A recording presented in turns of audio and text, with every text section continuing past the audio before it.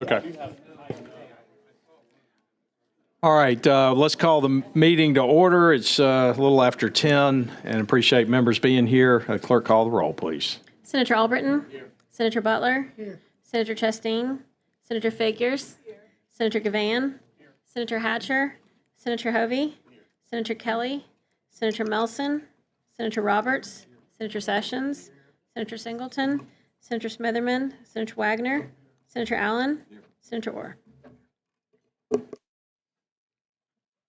All right, we do have a quorum. At this time, I will ask the clerk to call the first bill. Senate Bill 1 by Senator Givhan. Senator Givhan. Thank you, Mr. Chairman. So many people are surprised to learn that our state education employees do not have workers' compensation coverage for on-the-job injuries. We do have that for state employees, but right now there are a number of issues that we've had. And I think while there are some debates about some particular language within the education community, I think it's widely agreed that what we have right now is not the right way to go, and that we need to proceed forward. To just remind everybody, last year we dropped the bill in this committee. It went through the Senate very fast. Once we got to the House, there was a lot of debate. The Speaker pulled a lot of us in his conference room. We worked out a lot of these details, the vast majority of them, I would suggest, and we did move more towards the model that the state employees have in terms of language set up in there. What I would like, and I'm optimistic about the conversations I've had with House members that we would get this through the legislature this year, and some of the members have come up and asked me if they can co-sponsor this after the fact, and Mr. Harris informs us that's not the case. And I was really wanted to get that SB1. I had a lot of co-sponsors last year, and I apologize for that, but I did want SB1 status for this bill. I think it's very important. It is my top priority. If there's no questions, I would move for favorable report. Okay, are there any questions, Senator Hatcher? Not a question, but a comment. Thank you for this bill, Senator Givhan. I did not realize, and I taught in this system for a while, I didn't realize that our teachers are not covered, with this insurance. And what I mentioned even to Senator Givhan was that in my capacity as a Head Start director, we're seeing a lot of teachers who are being hurt on the job because of a lot of behavioral challenges our babies have. And so this is a very necessary piece of legislation for the people we say we prize, our teachers, to be protected in this, because the process as it stands right now is quite convoluted. And so thank you again for this legislation. All right, Senator Smitherman. Thank you, Mr. Chairman. Senator, I too want to thank you for bringing this. I, as someone who is in our school systems consistently, I coach basketball at Ramsey High School. So I'm up there. In fact, if I wasn't here this evening, I'd be there. And so I get a chance to be in these schools, all the time. And there are situations that we are asking our administrators, our teachers to handle. And, you got a situation, two people fighting, and you don't have a resource officer there. They got to get in and get some control, for those students. And just doing their job, they can get hurt, and on the job, we should take care of those situations, and that's what you've done. This bill is so long overdue. I want you to know it's so long. In the profession of teaching, this bill is so long overdue. to where I'd say it again, I thank you very much for what you've done and doing in this. And this is, we talk about bills that we got to pass or, it's important to pass and whatever. I can't think of any bill any more important than this bill in our legislative session right now to be able to do that. We got a shortage of teachers. We still trying to keep people in the profession. And, and when you ask somebody to come out their pocket to pay for all those things, and I'm going to tell you something else, too, and I'm going to be through, Mr. Chairman. We need to find a way, and there may be somebody having legislation now, that it doesn't make sense that a person get hired and be in there for 6 months, 8 months. I'm talking about you ain't built up no days. Somebody's sick, you need to have some sick days in place if they're genuinely sick or ill or whatnot. But we got our teachers now going around, got to borrow days from this teacher over here, got to try to hope somebody give them some over here for maternity, for illnesses or whatever. But yet on our regular jobs, we get a certain amount of time for sick leave. So I think that's something else we need to look very close at, that teachers shouldn't have to pay to teach. They shouldn't have to pay to teach, and that's what it is in essence. So thank you very much for what you've done. Thank you. Okay, any other comments? It's been moved by Senator Givhan, seconded by Senator Orr. No other comments. Let's get a good roll. Call the roll, please. Senator Albritton? Senator Butler? Senator Chastain? Senator Figures? Senator Kelly? Senator Hatcher? Senator Hovey? Senator Melson? Senator Roberts? Senator Sessions? Senator Singleton? Senator Smitherman? With all the enthusiasm I can, yes. Senator Wagner? Senator Allen? Senator Orr? Aye.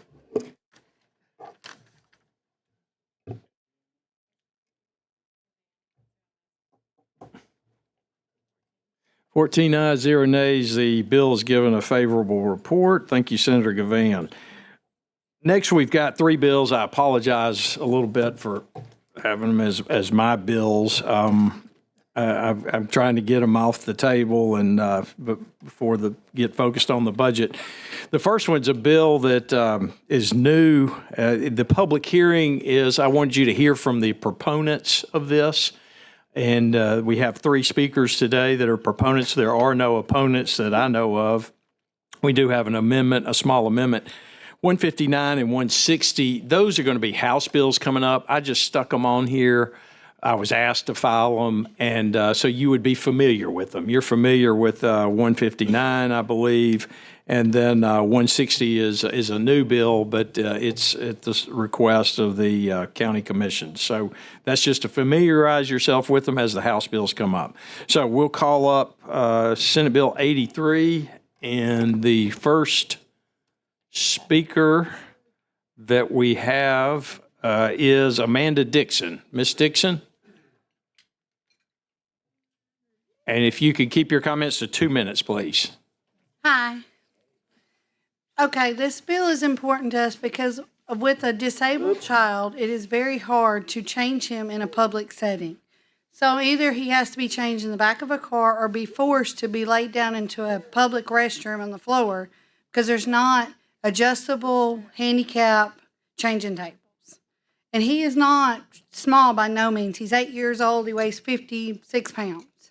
So, and it's getting harder to change him in the back of my car and I don't want to lay him on the floor by no means because he chews on everything and you don't want him to get anything off the ground into his mouth.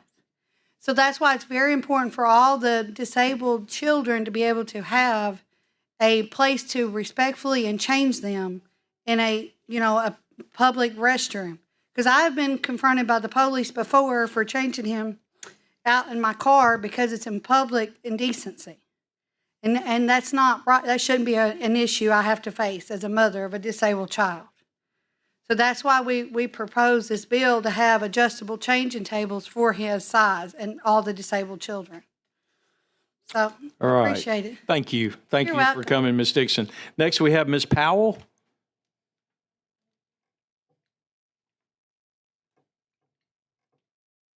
Welcome. Welcome. Thank you. I'm just going to give a little history about my son, Elijah. He was born at 23 weeks. He was less than a pound.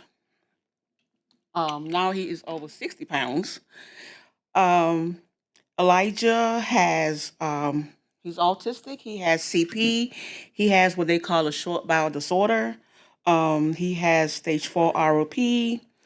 He had over 50 blood transfusions while he was in the NICU, and we spent 10 months in the NICU.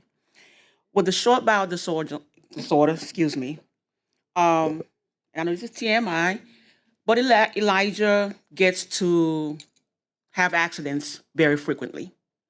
And so when these accidents happen and I have to pull over on the side of the road because no one has a changing table, the changing tables that are in public areas right now would not fit Elijah.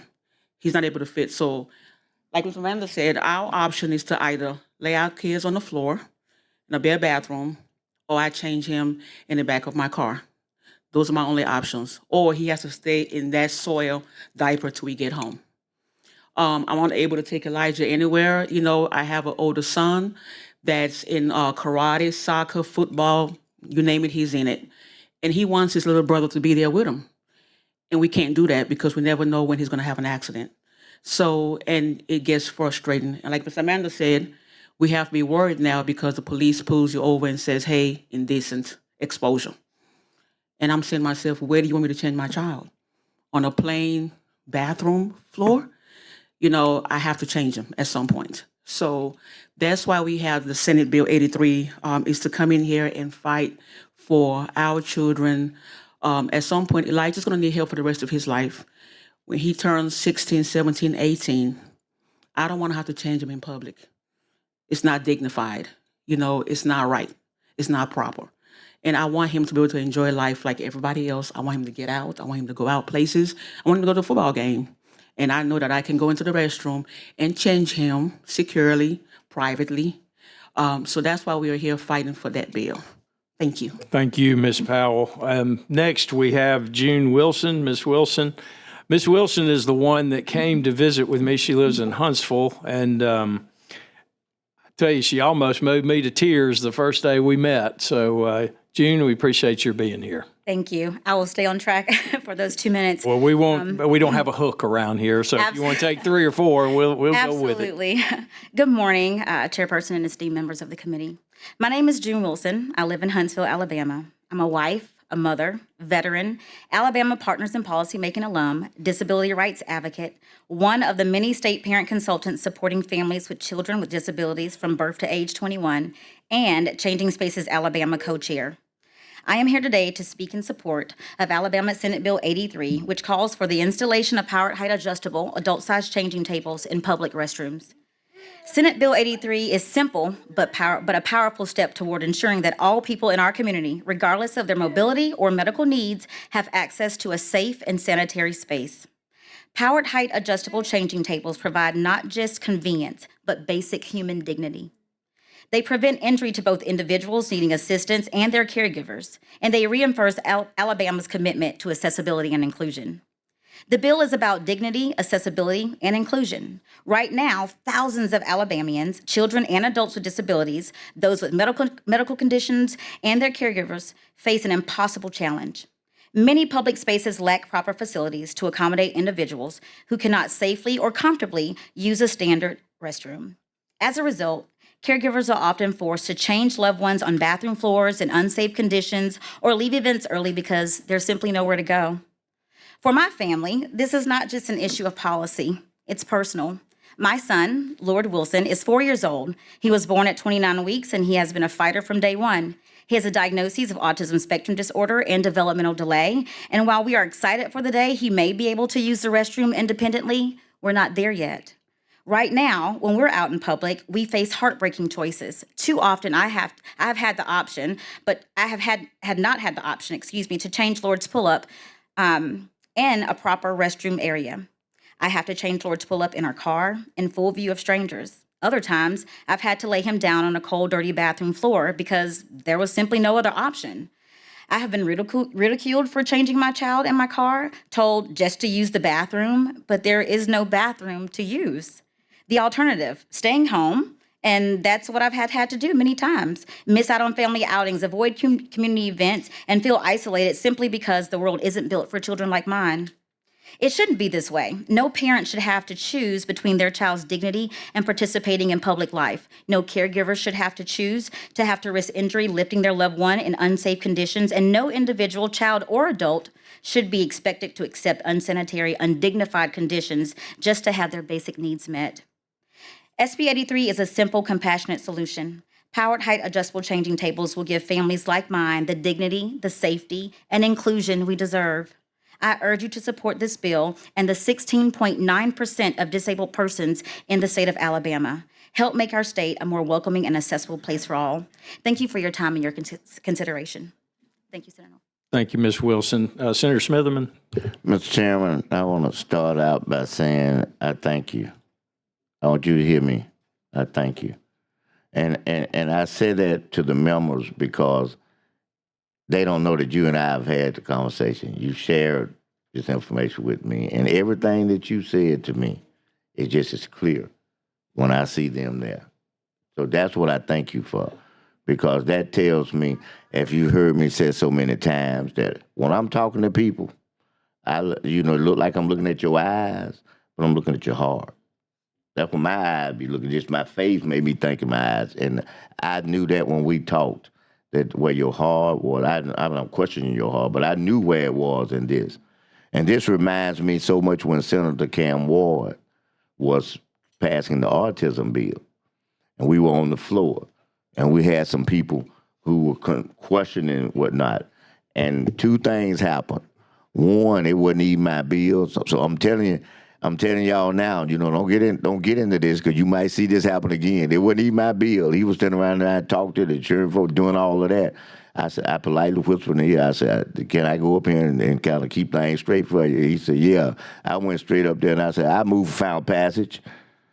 Move. And then you had some folks talking about, concerned about what and all I did was, and I don't never want to put y'all on the spot, because I know you have a limited time that the children, you have to do things for them. But what happened was, those kids were sitting up there in that gallery, and they could hear everything that we were saying. And then, so the folks were fussing on the floor, and you're back and forth. Then I said, look at them. And when I said that, all 50 of them started hollering, yay! And the rest is history. The bill for autism bad. So I want to say this in this regard. And I'm not, I know everybody I think feels the way I do, but if we got some folks that don't feel that way, I'm finna tell you, I'm going to the mic and we're going to pass this bill. You won't pass this. You go to sleep and talk if you want to. I'm going to be up there saying, so I just admire you for bringing this to us right now, and I admire what you all are doing. And I think I speak for everybody. If not, they'll say something different.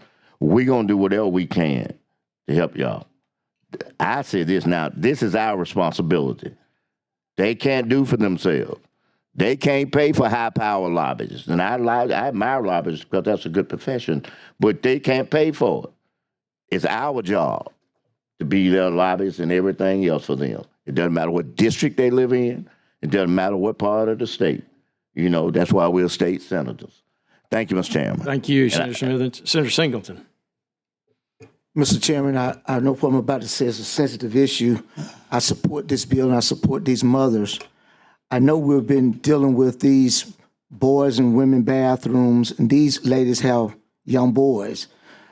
Will this bill address anything in there to make sure that if they go in a bathroom with their son in the women's bathroom, that nothing will be done to these ladies?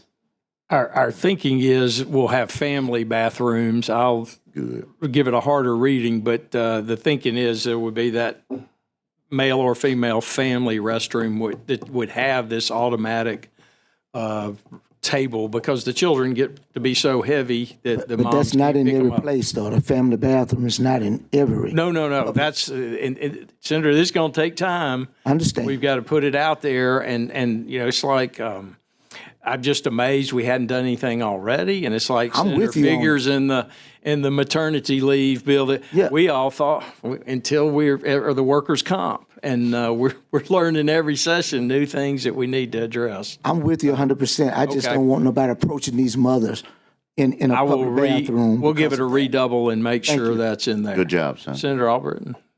Always a Grinch. We're going to pass this bill. All right, I know that, and that's fine. But this is going to cost money. Anytime you renovate a bathroom, and it's going to be public money, so we're going to need to make sure that we have that thing in our mind when we go into this. There's always a cost to these matters, and these things will be substantial. Now, my question is, this won't take effect until, we've got a lot of construction going on already.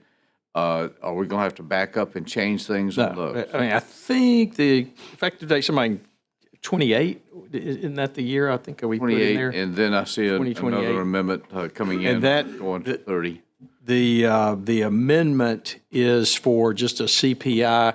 Basically, it's got to be new construction, or you have to be a total demolition job of at least $500,000, and that's the reason the amendment will elevate that starting in 2030. It'll go up. But it's not going to be, well, we're just going to knock down a wall, and then that triggers something, and now we've got to build an additional restroom. And so we just, as a state policy, it's important to begin this process. It's going to take time. I'll follow you. But, I understand. You know, Yeah. the cost for the table itself is around $5,000 within the additional square footage to have the bathroom, have it plumbed, everything will be additional, but we need to back up our families, particularly those in need, and I think everybody agrees with that. Senator Figures, you had a... Thank you, Mr. Chairman. I am in total support of the bill as well. I've been flirting with the young man down here. And I think everybody in the state knows how I feel about children. I said that they're my babies since I've been here, so I always want to do what I can for them and for our families. I was just thinking, since it's going to take time for all of this to occur, is it even possible to provide the families with some sort of a portable changing table that you could carry in your vehicles, so that once you go in a restroom or a rest area or whatever, you can take that with you to use until they are installed? Does that make sense? That was my mind going round and round to try I'm not to accommodate. aware of one, but again, as we kind of go through the legislative process, certainly open to that. And Yeah, because this is going to take a while, Oh, and yes. they need help now. So if you all could even look into that to see if those even exist and get back with us. all right, so maybe that's something we can Yeah. look at. There is a grant portion at the end of the bill, you'll see, that makes about Senator Givhan. I want to applaud that idea, that outside the box thinking from Senator Figures, because you start looking at what it would cost to provide these, maybe to individuals. We may be better off and get it to the need met at a sooner level. I guess I'm worried a little bit about the language that's in the exceptions at the bottom of page 3. You know, it does talk about the installation would not be feasible, and it is any of the above or below, rather. The public building is not frequented. I mean, I'm sitting here thinking about, like, Madison County wants to build a new courthouse. Well, when they build a new courthouse, this should be in there. I think that's real simple decision. And they would know about it when when they start the plans and get that done. But I'm sitting here thinking about, like, where the sheriff's building now. I mean, it's a current building, so it wouldn't be covered by this. But let's say they were building a new one, and pretty much it's just for issuing pistol permits. And I don't think that probably justifies it there. And so I don't know whether we need to kind of work in a little wiggle room for something like that, it seems to be. Maybe that's what we're talking about, frequented, on like a football stadium or something that is being built. But, that. Then I'm what open to what would the suggestions. definition of frequent be? I'm open to suggestions. We're just feeling our way as we go. Senator Smitherman, and then we'll come back. Senator Hatcher. I'll yield to you. Okay, Senator Hatcher. Back to me, though. Thank you. It's just response to Senator Grinch. I'm trying to.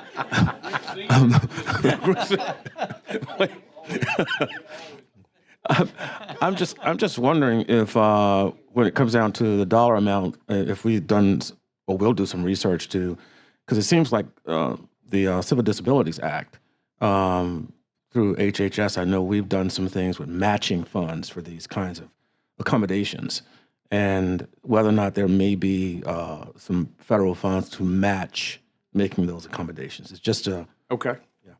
Thank you. Senator Smitherman. I hear what my chairman over there saying, and I'm gonna put a little work back on y'all. I hear what you said to us about that, but let me just say this: when we were moving to try to find funds, and my good senator sitting right over there, I'm a spark. He'll look up when I say this. When we were working to get the funds so that we would fund these judges, okay, I had an opportunity to just say this, and I'm not going to say anymore. I'll let you chairmen talk about that later on or now. But we found the money. And the point I'm making is that, and it didn't come from up here with y'all, but y'all got to be strong when I say what I'm going to say. It ain't y'all. But downstairs, they were gung-ho. They want to give some more tax breaks. Y'all know exactly what I'm talking about. Oh, we got to give it to this small business. We got to get it. Listen, y'all got to stop them from that, because that money needs to be for this. I ain't saying tax somebody else. I'm saying we can't get no more of them breaks now because we got needs. We got the federal government that's talking about changing how they going to send us funds. So I'm just telling you now, be strong. You got 33 folks behind y'all, okay?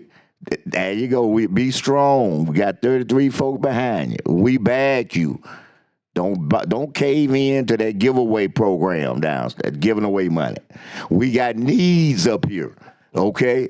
And y'all know them telling the truth. You know, I ain't gonna say about where it was or nothing, because that's y'all the chairman. Y'all need that information. That's inside info. Y'all need that. But I want y'all to stay strong, and I'm with y'all. Thank you. Thank you, Senator. All right. Any other questions? All right. Is there a motion? Senator Roberts, Senator Hatcher seconds. Any other discussion? Previous roll. Any objection? All right. Seeing none, it's unanimously approved. 14 ayes, 0 nays. Bill's given favorable report. Oh, that was the amendment. I'm sorry. We're on the bill. So Senator Smitherman, Senator Roberts seconds. Any discussion on the bill? Or any objection to the previous roll? Seeing none, 14 ayes, 0 nays. The bill's given favorable report. Thank you. And thank you, ladies, for being here today. After that comment, I don't know if the next bill on the calendar. Mr. Chairman, I'm kind of sheepish. No, I'm not talking about that. Hey, listen, let me say this. This right here, I want to tell everybody, if you let me say, this right here is just crumbs of what I'm talking about. You're right. You know, I'm talking about like over in the 50, the 100, 150 million kind of conversation. I ain't talking about these little crumbs that this 10,000, 50,000 right here. All right, clerk, call the next bill.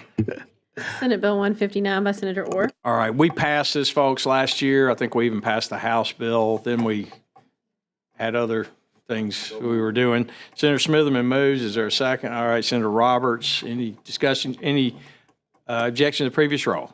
All right, seeing none, 14 ayes, 0 nays. Bill's given favorable report. Call the next bill.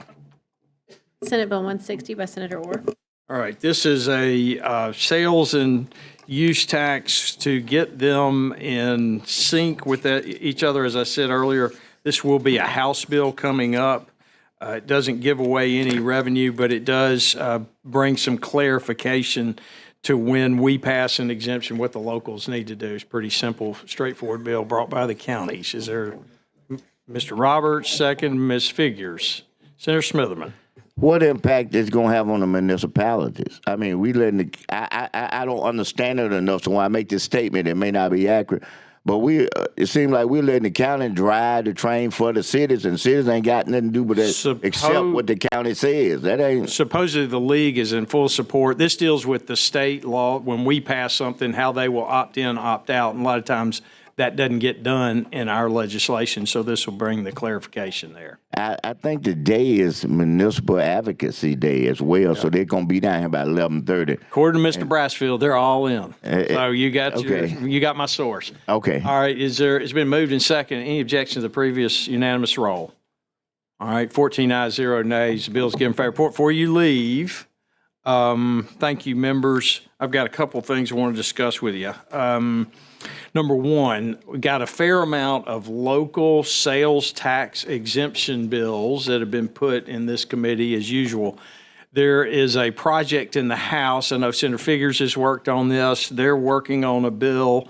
Don't know if it's going to work or yet, not, but to deal with all the local sales tax exemptions for this little group and that little group, and if we can get a uniform policy, because I know for you long-term members, it's driven us crazy for being here for so long, and it's who do you know in the legislature, and you work your bill through, and that's just not the best way to govern. So that's on the way. And it also takes revenue from the counties and the cities absolutely. without having Absolutely. them make the decision.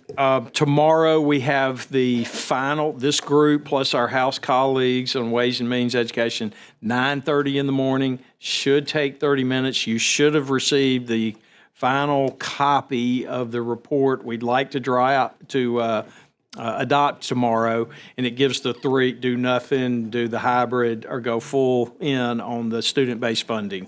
That's the funding formula. 9:30 in the morning. It'll be 30 minutes. So, but you have your, you should have it in your email. Ms. Doyle sent it out to you, so you can go through that final report.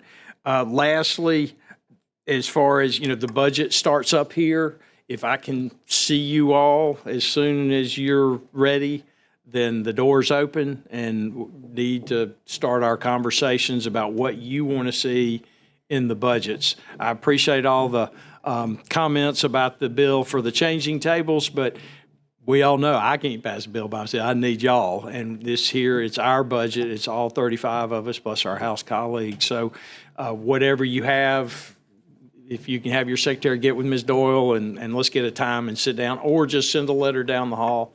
That works about as well. So thank you so much. Any questions?